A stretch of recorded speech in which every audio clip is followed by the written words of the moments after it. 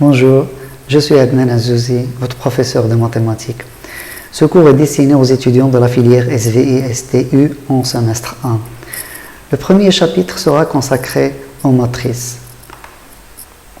On va expliquer pourquoi les matrices sont très importantes pour la suite de votre cursus et pour tous les domaines après. On définira c'est quoi une matrice avant de donner quelques matrices particulières qui vont servir pour la suite de ce cours.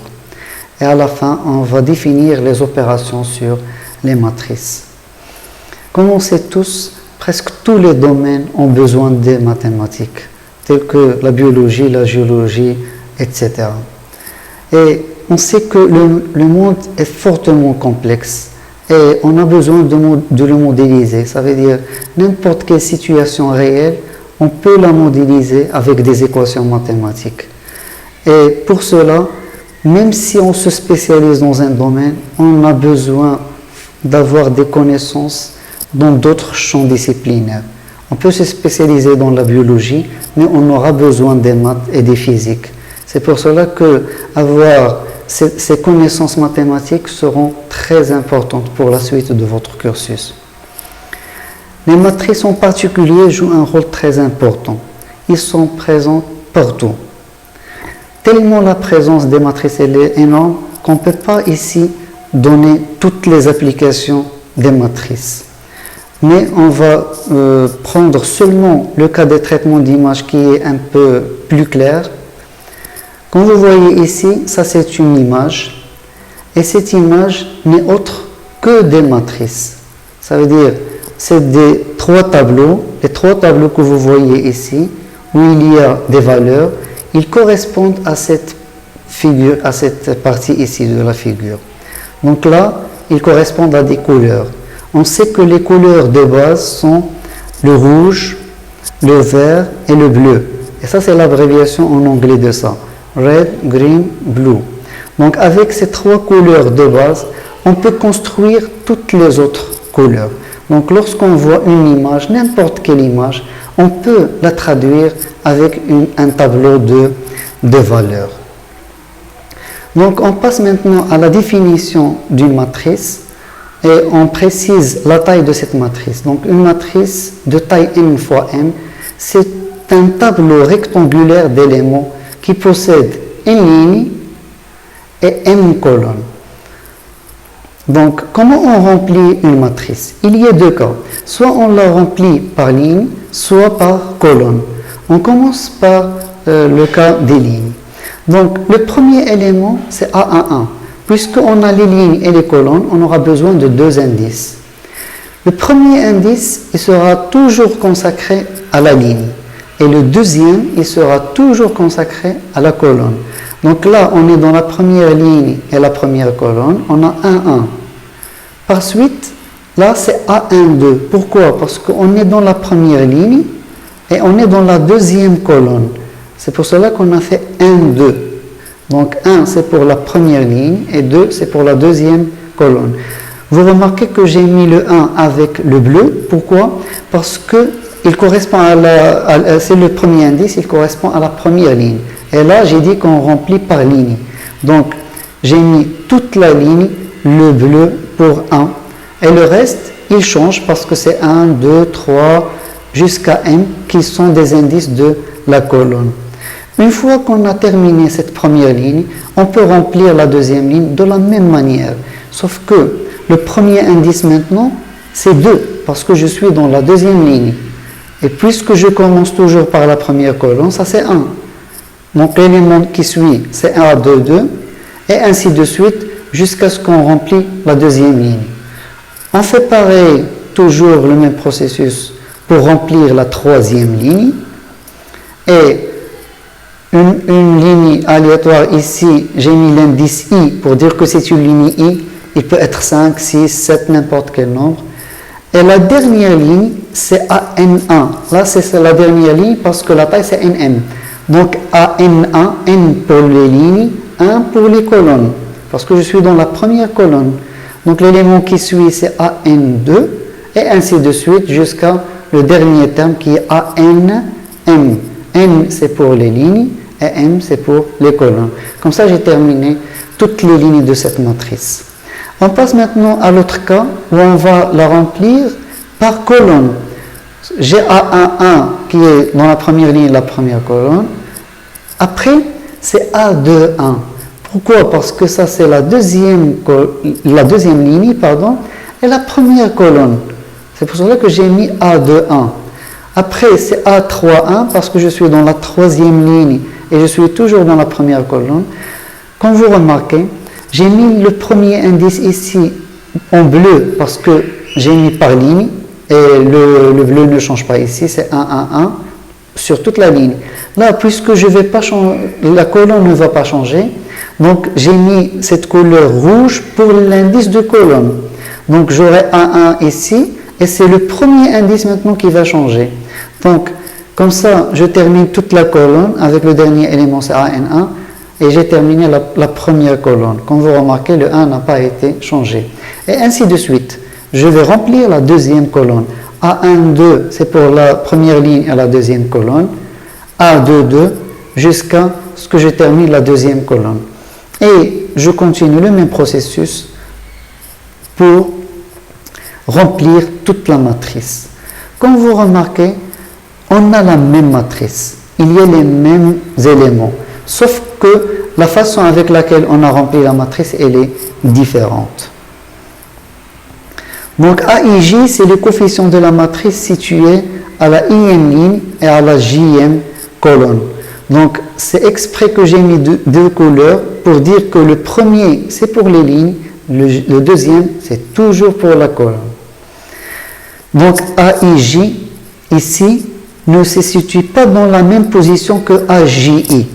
Puisque ça c'est I dans la ligne et J dans la colonne. Par contre, l'autre, J qui est dans la ligne et I qui est dans la colonne. Donc en général, AIJ n'est pas égal à AJI. Lorsqu'on travaille avec une matrice quelconque de taille NN, on peut alléger la notation du tableau rectangulaire. Donc au lieu d'écrire toute cette matrice comme ça, on peut, pour simplifier, écrire juste AIJ et mettre des parenthèses. Et puisque le I, il change de 1 jusqu'à N et le J de 1 jusqu'à M, c'est comme si j'écris, je vais prendre par exemple I égale 1 et je change le J. Comme ça, j'aurai toute la ligne. Après, je prends I égale à 2 et j'aurai toute la deuxième ligne, et ainsi de suite. Donc, c'est une notation allégée de la notation qu'on a définie dans la première diapo. Donc, l'ensemble des matrices à n ligne et n colonnes est noté par MNM. En fait, les réels, ils ont un ensemble. C'est l'ensemble R. Ça veut dire que tous les réels appartiennent à R. Les entiers, ils appartiennent à N. Et l'ensemble des matrices n'est que MNMK. Donc, N et M pour dire le nombre de lignes, le nombre de colonnes. Le K, c'est pour dire que les éléments à l'intérieur de la matrice, il appartient à K. Dans la majorité des cas, l'ensemble K, il est soit égal à R, soit égal à C. Attention, l'ordre de la taille d'une matrice est important. Une matrice de taille M fois M est différente d'une matrice de taille M fois M. Donc ici, regardez, la première ligne c'est 1, 4, moins 1. Je l'ai mis dans la première colonne, 1, 4, moins 1. La deuxième ligne, 7, 2, 3, je mets ici 7, 2, 3. Donc on a les mêmes valeurs. Mais ces deux matrices, ils sont totalement différentes, puisque la première, elle est de taille 2 fois 3, et la deuxième, elle est de taille 3 fois 2. Donc, attention aux tailles des matrices.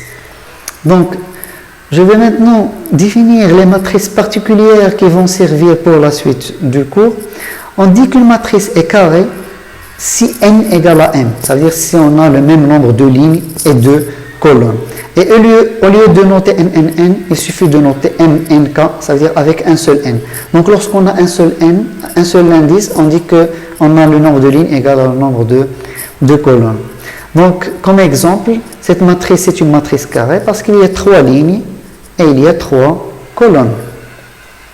Et cette matrice elle n'est pas carrée parce qu'il y a 2 lignes et il y a 3 colonnes. Une matrice identité, c'est une matrice où tous les éléments de la diagonale égalent à 1. Ça, c'est les éléments de la diagonale. Comment ils sont caractérisés, ces éléments? En fait, quand on a une matrice carrée, la diagonale, ses positions, c'est quoi? Ça, c'est A1, 1. C'est la première ligne, première ligne, première colonne. Ça, c'est deuxième ligne, deuxième colonne. Donc, c'est A2, 2. Ça, c'est A3, 3. A4, 4. Jusqu'à ANN. Ça, c'est les éléments de la diagonale. Si tous les éléments de la diagonale égale 1, on dit que c'est une matrice identité. Il va jouer le même rôle de 1 pour les réels. En fait, lorsqu'on dit 5 fois 1, c'est 1, c'est 5. Donc, le 1, c'est l'élément neutre. C'est pareil pour la matrice identité. Lorsqu'on va la multiplier par une autre matrice, on aura comme résultat l'autre matrice.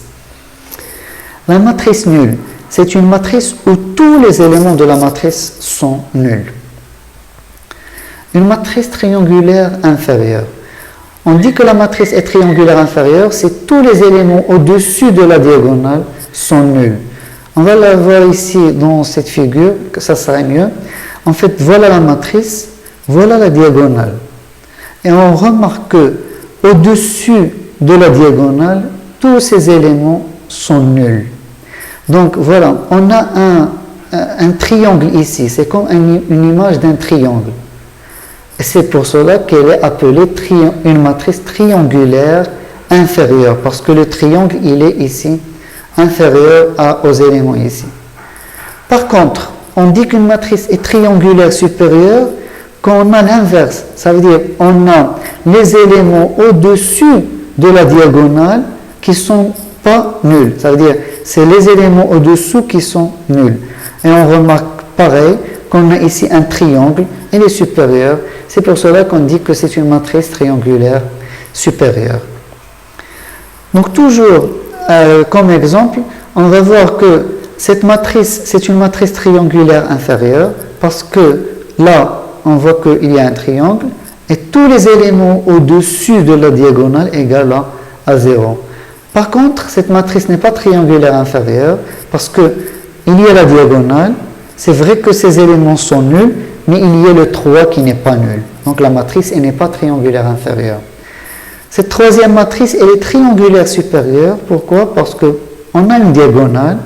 Tous les éléments au-dessous de la diagonale, ils sont nuls. Donc c'est une matrice triangulaire supérieure. Par contre, cette matrice n'est pas triangulaire supérieure à cause de ce 3 qui est ici. Donc, on passe pour définir la transposée d'une matrice. On prend une matrice de taille n fois n et une matrice de taille m fois n. Ça veut dire on permute les tailles ici. On dit que la matrice B est la matrice transposée de A si la ième ligne de A devient la ième colonne de B. Je vais expliquer mieux avec cette figure. On a une matrice A. Comment je vais remplir la matrice A transposée, c'est-à-dire la transposée de cette matrice? Je prends la première ligne et je la mets ici comme une colonne. Donc cette ligne est transposée ici. Donc il y a une transportation de la ligne vers la colonne. Donc ça c'est la première étape. La deuxième étape, on prend la deuxième ligne et on la met ici comme une deuxième colonne. Donc il y a une permutation entre la ligne et la colonne ici. Donc et ainsi de suite, la ième ligne va être mise dans la ième colonne. Et à la fin, la nième ligne va devenir la nième colonne de la matrice A transposée. Donc avec cet ordre-là, si la première ligne devient première colonne et ainsi de suite, on dit qu'on obtient la matrice transposée de A. Donc, une fois qu'on a terminé les matrices particulières, on va définir les opérations sur les matrices. On va commencer par le plus simple, ça veut dire la somme de deux matrices. On prend A et B, deux matrices qui ont la même taille, et je vais revenir à cette question ici de même taille. Si on note C, la somme de ces deux matrices, alors C elle est définie par CIJ égale AIJ plus BIJ pour I allant de 1 jusqu'à N et J allant de 1 jusqu'à M. Donc avec les figures, on va construire la matrice C étant ici une matrice A et une matrice B, on va construire C de la manière suivante. La première étape, presque on annule tous les éléments et on se concentre sur la première position pour A et B. Ça veut dire qu'on prend les éléments qui ont la même position. Ça veut dire A1, A1. On fait la somme de ces deux éléments et on la met ici dans la même position aussi, qui est A1 pour la matrice C.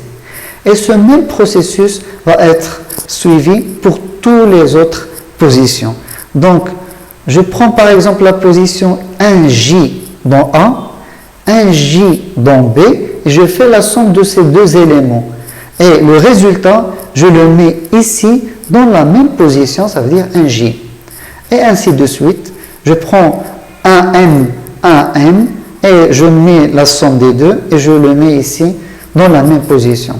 Donc, avec ce processus, je peux construire la somme des deux matrices. Je construis tous les éléments de la matrice C et on obtient à la fin la somme élément par élément. Donc, la somme de deux matrices, elle est très simple. On fait juste la somme de chaque élément qui est dans la même position.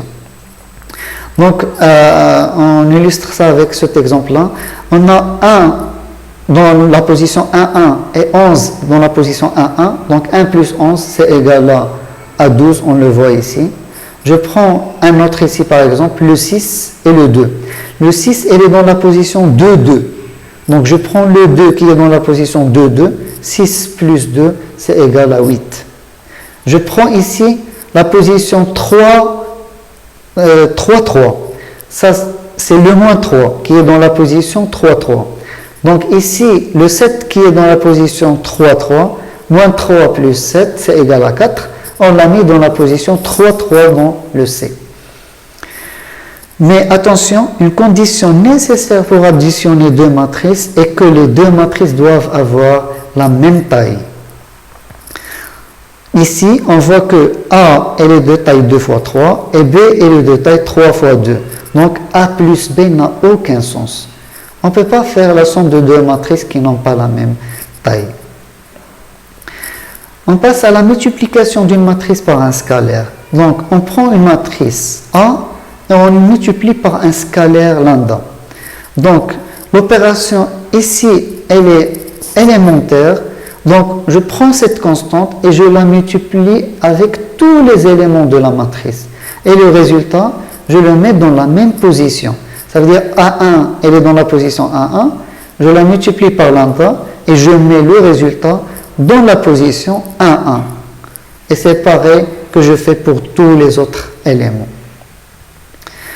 On passe à l'opération qui demande un peu plus de travail que tout à l'heure, c'est le produit de deux matrices. Donc je prends une matrice de taille n fois p et une autre matrice de taille p fois m. Je vais expliquer l'ordre de ces tailles après. Si on note C, le produit de A fois B, alors la matrice C est de taille n fois m et elle est définie par cette écriture-là qui est CIJ égale AI1 B1J plus AI2 B2J jusqu'à AIP BPJ. Cette écriture-là, je vais l'expliquer sur cette figure pour qu'elle soit plus simple. Donc regardez, j'ai une matrice A et une matrice B. Le résultat, elle est mis dans la matrice C. L'objectif, c'est qu'on trouve les C. Comment on trouve les C à partir de A et B? Si vous vous rappelez de la somme, on faisait juste A11 plus B11. Donc là, on ne doit pas mettre la même chose parce que sinon, je vais écrire A11 fois B11 et je le mets ici, ce qui est totalement faux. Donc le produit ne se passe pas de la manière comme pour la somme. Donc comment on fait? Donc regardez, je vais illustrer ça avec cette figure. Donc qu'est-ce que j'ai laissé ici? J'ai laissé la ligne I, ce qui est en bleu. Et qu'est-ce que j'ai laissé dans la matrice, la deuxième matrice? La colonne J.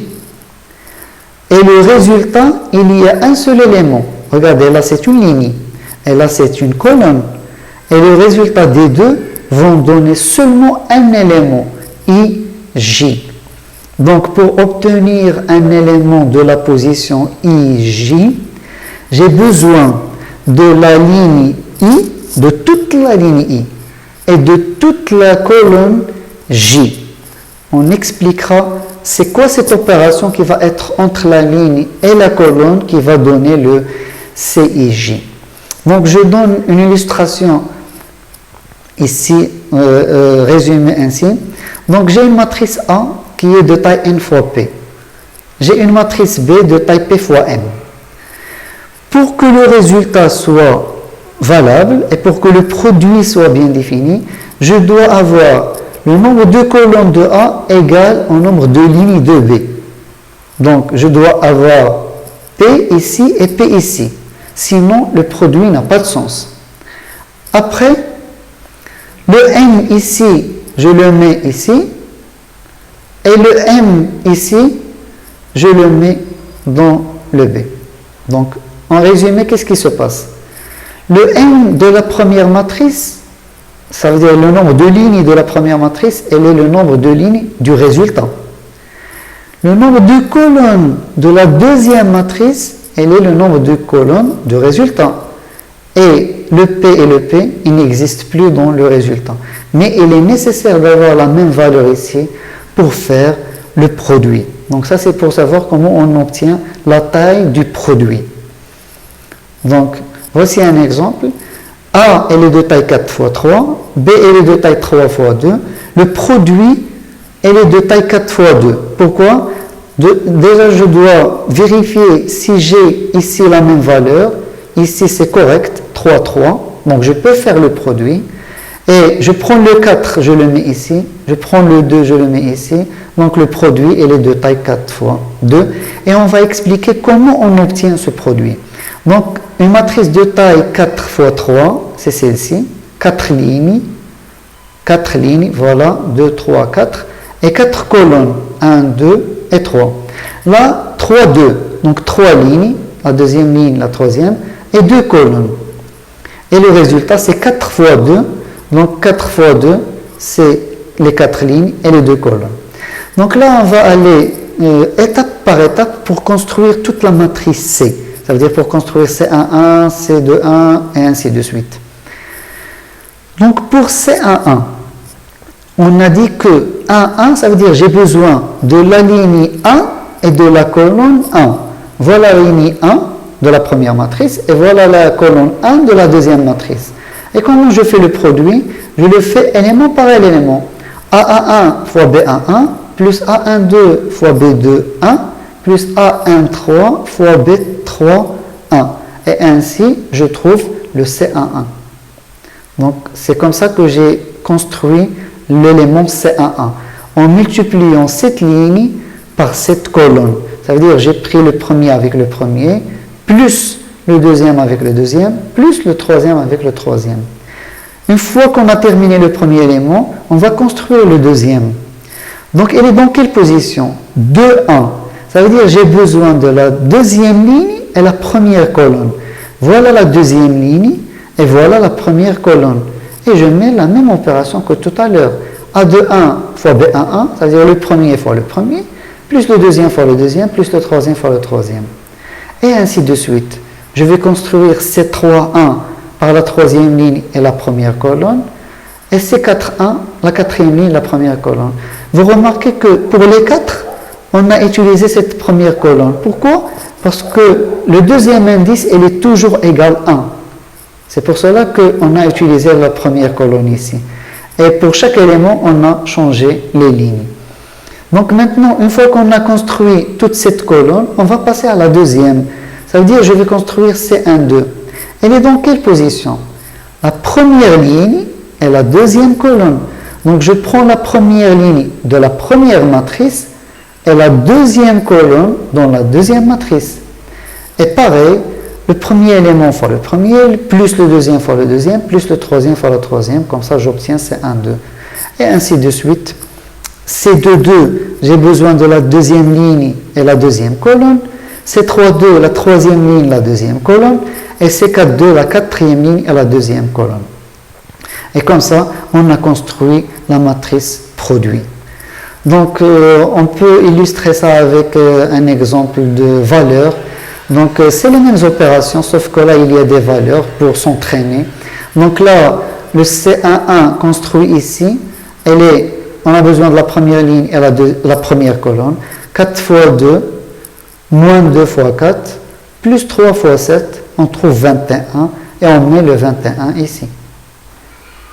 On passe au deuxième élément qui est dans la position ici 2, 1. Ça veut dire que j'ai besoin de la deuxième ligne pour la première.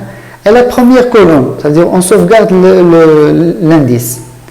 Donc 6 fois 2, plus 2 fois 4, moins 9 fois 7, et on trouve moins 43.